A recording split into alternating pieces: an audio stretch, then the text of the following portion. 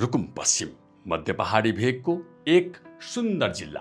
समुद्री सतहबाट 690 देखि 5860 मिटर उचाइसम्म फैलिएको यो जिल्लाको भूगोलमा जुन प्रकारको विविधता छ, यसै कारण यो क्षेत्रलाई कृषि विकासको सम्भावनाका दृष्टिले एक विशिष्ट केन्द्रका रूपमा स्थापित गरिदिएको छ। भूबनोट अनुसार हावापानी र माटोमा हुने फरकपनले यहाँका अनेकौं प्रजातिका बाली नाली र बिरुवाहरूको खेतीका लागि निकै राम्रो सम्भावना छ। कृषिमा विविधीकरण र व्यवसायीकरण मार्फत उत्पादन वृद्धि गर्दै कृषकको जीवन स्तर उकास्ने लक्ष्यका साथ सडक, सिँचाइ, विद्युत, बजार र उद्योग जस्ता पूर्वाधारलाई आधार मानेर बाली तथा वस्तुहरूको उत्पादन र विस्तारमा सरकारी तथा निजी क्षेत्रका प्रयासहरू निरन्तर अघि बढिरहेका छन्। खाद्य सुरक्षा सुनिश्चित गर्दै कृषकको आम्दानी बढाउने उद्देश्यले जिल्लामा आँप, लिची, केरा, मेवा, स्याउ, ओखर, सुन्तला, किवी फल, एभोकाडो जस्ता फलफुल बगैँचाको विस्तार गरिएको छ।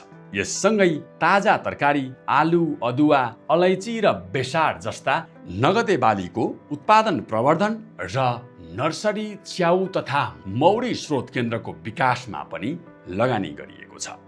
यो जिल्ला तरकारी बिउ उत्पादनका दृष्टिले पनि एकदमै सम्भावना भएको ठाउँ हो। यस्तो चाहिँ उपयुक्त हावापानी भएको ठाउँ छ। तरकारी बिउको उत्पादन पनि छ। त्यसै गरेर खाद्यान्नको हकमा मकै यहाँको प्रमुख बाली हो। मकैमा विशेषतः तरकारी, मकैमा विशेष गरेर बिउ उत्पादनदेखि लिएर हामी अरू काममा गरेका छौँ र यसको चाहिँ सम्भावनाको दृष्टिले यिनी छ। र अब त्यसबाहेक हामीले यो ठाउँमा यहाँ भएको उत्पादनलाई आलु लगायत विभिन्नहरूलाई प्रशोधन गरेर पनि लैजाने भन्ने हिसाबले चाहिँ केही प्रशोधन उद्योगहरू पनि स्थापना गरिएको छ। त्यस्तै गरेर त्रिवेणी लगायतका कुनै ठाउँहरूमा अदुवाको प्राङ्गारिक उत्पादनको पनि सुरुवात गरिएको छ। यहाँको उत्पादनलाई प्राङ्गारिक चाहिँ उत्पादनको रूपमा चाहिँ प्रशोधन गरेर र विदेशमा पनि अलि निर्यात गर्ने गरिएको छ। हावापानी र भूस्वरूपका आधारमा पालिका अनुसार फरक फरक बालीलाई प्राथमिकता दिइएको छ। क्षेत्रफलका हिसाबले सबैभन्दा ठुलो 8 कोट नगरपालिकामा ताजा तरकारी, आलु, अदुवा र बेसारको व्यावसायिक उत्पादनसँगै किवी फल, आँप, लिची र सुन्तला जात फलफुल बगैँचा विस्तारमा जोड दिइएको छ। यस स्थानमा आलु, बेसार र फलफुल केन्द्रित प्रशोधन उद्योगहरूको स्थापना पनि गरिएको छ। तर योजना, संरचना र कृषकको अनुभव बीच तालमेल नहुँदा ती पूर्वाधारहरू अपेक्षित रूपमा सञ्चालन हुन भने सकेका छैनन्।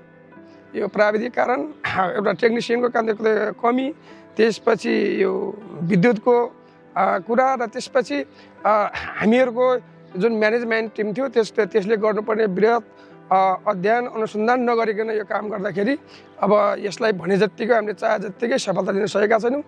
तर पनि हामी निरन्तरमा लागेका छौँ र आउँदा दिनहरूमा यसलाई जसरी पनि सफल बनाउने उद्देश्य राखेका छौँ। जिल्लाका अरू पालिकाहरू त्रिवेणी, सानीभेरी, चौरजहारी र मुसिकोटमा फैलिएको सुन्तला खेती व्यवसाय यहाँका कृषकको मुख्य आम्दानीको आधार बनेको छ। पकेट क्षेत्र विकास, नयाँ बगैँचा स्थापना र स्थापित बगैँचाको व्यवस्थापन सुधार तथा गुणस्तरीय नर्सरी स्रोत केन्द्रहरूको विकास मार्फत सुन्तलाको उत्पादन र उत्पादकत्व बढ्दो क्रममा छ। यस व्यवसायबाट कृषकले वार्षिक लाखौं रुपैयाँ आम्दानी गर्दै आएका छन्। माटो ढुङ्गो खेलाउँछु, साँझ लगभग 9 बजेसम्म पनि काम गर्छु। म कहिले बिहान लगभग 4:30 बजे म कहिले पनि काममा खटेको हुन्छु र लगभग अहिले म 20-25 लाख रुपियाँ म वर्षमा यही मेरो कृषि देख्नुभयो। यो सुन्तला बारी, अलैँची बारी, योबाट मजाले योबाट बाख्रा, खसीबाट यिनीहरूबाट म अलिअलि 20-25 लाख रुपियाँ बचाइराखेको हुन्छु। अनि राम्रै छ, दुःख त हुन्छ फेरि।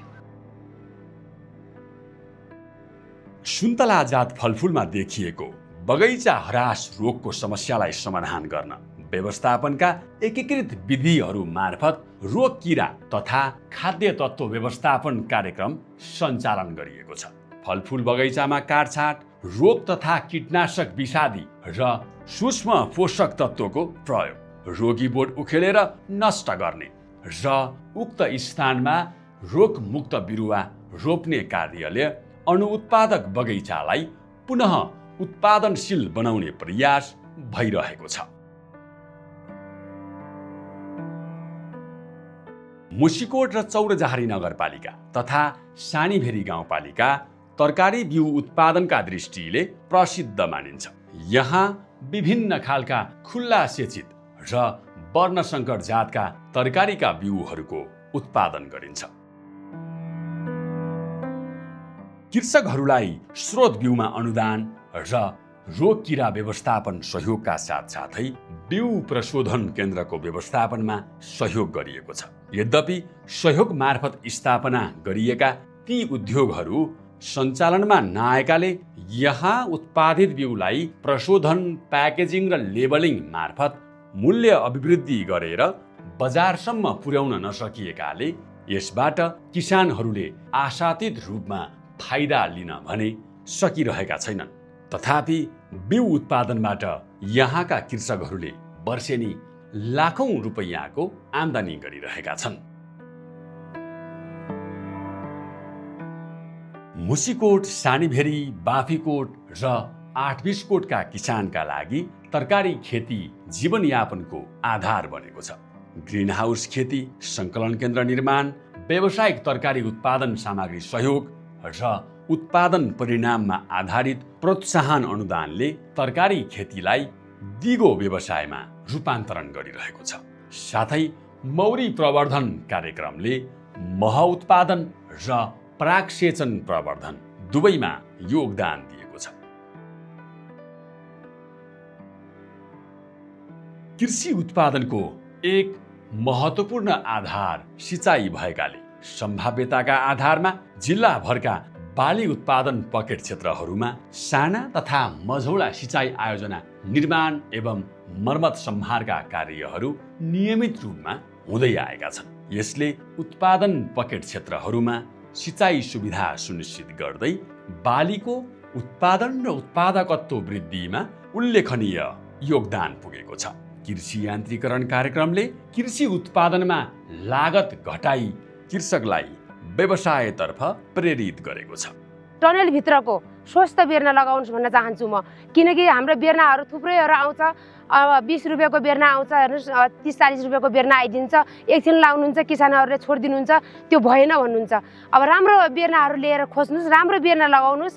अब जस्तै तपाईँलाई बच्चा बच्चीले स्याहार्नुहुन्छ हो, त्यस्तै गरेर बेर्नालाई पनि स्याहारसोहोर गरेर आम्दानी दिन सकिन्छ भन्ने हुन्छ। अब लापरवाही गरेर त हुँदैन, हामीले मिहिनेत गर्नुपर्छ, मिहिनेत नै ठुलो फल हो। फेरि उपयुक्त हावापानी र माटोका कारण रुकुम पश्चिममा तरकारी बिउ उत्पादनको सम्भावना उच्च छ।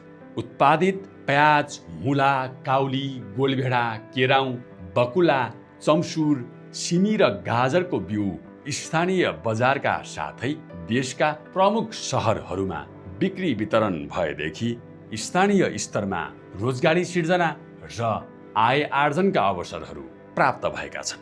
यद्यपि स्थानीय स्तरमा बिउको प्रशोधन, प्याकेजिङ, लेबलिङ र अन्तर्राष्ट्रिय बजार पहुँच अझै चुनौतीकै रूपमा छ। पहिलेको हाम्रो चुनौती कस्तो थियो भने हामीले बजारमा मूल्य नपाउनु, बजारमा जस्तो हामीले भनेको जस्तो बजार नपाउनु, मूल्य नपाउनु, त्यो चुनौती थियो भने अहिलेको चुनौती भनेको फरक छ। किनभने अहिलेको चुनौती भनेको हाम्रो बिउमा गुणस्तरता, शुद्धि, यो जुन शुद्ध एउटा बिउको शुद्धता र बाहिरबाट आयातित बिउसँग हाम्रो जुन एउटा टक्राव छ, बाहिरबाट आउने जो बिउसँग हाम्रो एउटा प्रतिस्पर्धा छ, त्यसमा थोरै हाम्रो समस्या छ क्या। किनभने बाहिरबाट अहिलेको यो जलवायु परिवर्तनको कारणले हाम्रो बिउमा थोरै समस्या, अब के अरे यो बिउमा शुद्धताको एउटा गुणको, एउटा गुणस्तरको जो गुण हुनुपर्ने त्यो गुण छैन बिउमा। त्यो गुणस्तरता कायम गर्नको लागि हामीले जस्तै कुन वातावरणमा कस्तो बिउ हामी उत्पादन गर्न सक्छौँ भन्ने त्यस्तो खालको हामीसँग ज्ञान सिपको एउटा हामीलाई त्यस्तो किसिमको तालिम हुनपर्छ र बिउमा राम्रो गुणस्तर भएको शुद्धता भएको बिउ हामीले उत्पादन गरिसकेपछि त्यसपछि हामी बिउमा प्याकेजिङ लेबलिङ गरेर हामीले बाहिर बजारसँग प्रतिस्पर्धा गर्नुपर्ने हुन्छ। बाहिरको बिउको प्रतिस्पर्धा गर्न सक्ने अवस्थामा पुग्यौँ भने अब त्यसपछि हामी अब सरकारसँग भनौँ स्थानीय सरकार त्यसपछि हाम्रो बिउमा काम गर्ने हाम्रा जस्तै कृषि कार्यालयहरू भयो थुप्रै हाम्रा निकाय बिउमा काम गर्ने निकायहरू हुनुहुन्छ उहाँहरूसँग समन्वय गरेर हामी अगाडि बढ्न सक्थ्यौँ। ग्रामीण क्षेत्रबाट ऊर्जावान जनशक्तिको पलायन, खेतीबालीमा वन्यजन्तु प्रकोप र सडक, विद्युत, भण्डारगृह, प्रशोधन केन्द्र आदि इत्यादि पूर्वाधारहरूको सीमितताले वर्षेनी खेतीयोग्य जमिन, घाँसे मैदान तथा झाडी बुट्यान क्षेत्रमा परिणत हुने अवस्था देखिएको छ। तथापि एभोकाडो, ओखर, चुच्चे ओखर, मेकाडेमिया नट, कटुस र कागती जस्ता बहुवर्षीय बालीको बगैँचा व्यवस्थापन गर्न सकिएको खण्डमा यी जमिनलाई पुनः उत्पादनशील बनाउन सकिने सम्भावनाहरू प्रशस्तै छन्। अनुदान बाँड्दै गर्दा उहाँहरूले कतिको चाहिँ प्राविधिक ज्ञानहरू प्राप्त गर्नुभएको छ र हामीले दिएको कुराहरूलाई कति ग्रहण गर्नुभएको छ भन्ने कुराहरू पनि महत्त्वपूर्ण रहन्छ र यसको लागि पनि हामी लगायत उहाँहरू सबै कुरा मिलेर र अलिकति यसलाई चाहिँ सुरुवात गरेर अगाडि बढाउन सकियो भने राम्रो हुन्छ होला। त्यस्तै उहाँहरू नयाँ फलको रूपमा अरूको रूपमा आएको छ तर उहाँहरू पनि बिचमा अड्केर बसेको जस्तो स्थिति देखिन्छ। यसमा के हो त भन्ने कमी कमजोरी पत्ता लगाएर यसलाई गुणस्तर बढाउने कुरादेखि लिएर त्यसको चाहिँ मार्केटिङतिर पनि लाग्नुपर्छ भन्ने कुराहरू चाहिँ यो कुरा हो। अन्तमा यहाँ चाहिँ कृषिको सम्भावना छ तर कृषकहरू चाहिँ क्रियाशील चाहिँ युवा शक्ति चाहिँ कृषिमा आकर्षित नभइरहेको अवस्थामा उहाँहरूलाई आकर्षित गर्नको लागि त्यस किसिमको चाहिँ उत्पादन बजारीकरणको ग्यारेन्टी लगायत सिँचाइ पूर्वाधारको कुरा त छँदैछ। ती कुराहरू गरेर सकियो भने पक्कै पनि अहिलेको गति जे छ त्यसलाई चाहिँ केही सुधार हुन्छ भन्ने आशा राखेका छौँ।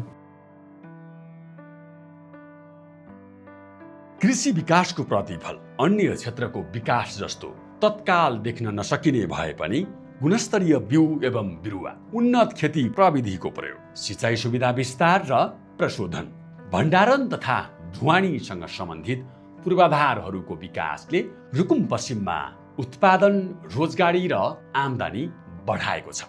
यही निरन्तर प्रयासले ग्रामीण जीवन स्तर सुधार गर्दै खाद्य सुरक्षा र समृद्धिको आधार निर्माण गरिरहेको छ।